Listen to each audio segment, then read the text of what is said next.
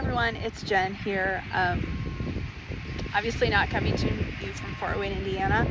I've ducked off the grid for a little bit to actually finish writing a book. Not many of you know that, but hey there, I just put it out into the world, and I'm rounding, third base. I'm tired, and heading toward home on the chapters of this book. So I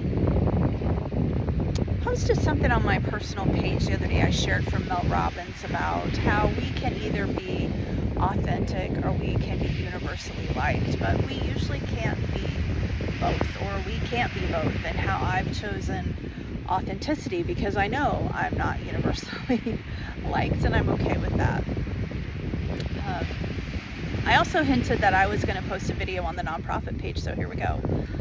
I've said since day one that we only do real here, and to me that translates to authenticity. Maybe I share things with our leaders and meeting attendees and the world that other nonprofit leaders don't share, or maybe that I shouldn't share.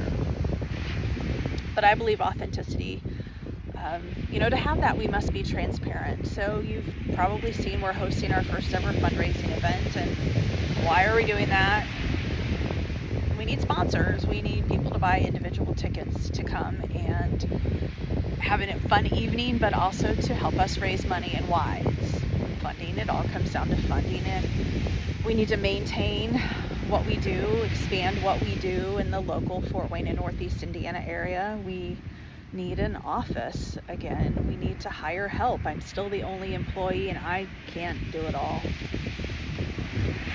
Here's the authentic part. I've not really shared this with anyone outside of our leaders and our board, but a few months ago I was contacted by a local company, and they wanted to donate money to our group. They wanted us to be the beneficiary of some fundraising that they were doing. But the fundraising involved the sale and auctioning of alcohol. And it could have been tens of thousands of dollars, maybe nearly $50,000, and I turned it down. I talked with our board. I thought about the people I sit with every week in the meetings, the people I talk with, the people I know who are there. I thought about how I used to feel, how my child would feel, how others who feel, and I decided, no, we cannot take that money. I didn't want anyone questioning my integrity, our group's integrity, wondering what we might do next, because alcohol destroys lives. It's the truth. And I couldn't accept money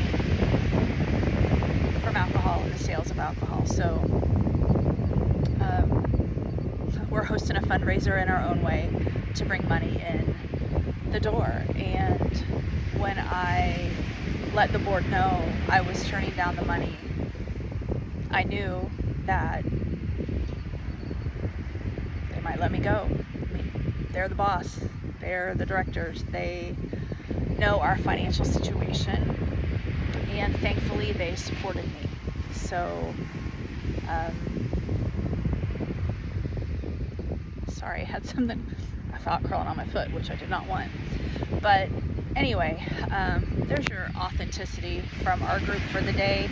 I hope you will check out our Harvesting Hope fundraising bingo night, or bingo fundraising night. And if you're a business and you support recovery and you support families, and you want to let the community know that you support those things, we've got lots of sponsorship opportunities. If you can't find the post on our website, get a hold of me. I'll send you a link.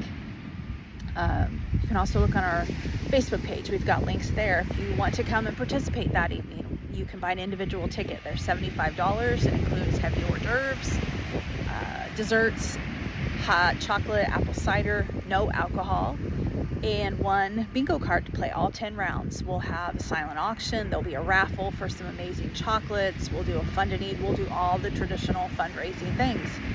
So I hope to see you there. If you have any questions about anything, as always, just reach out to me. You're not alone. and there's always hope.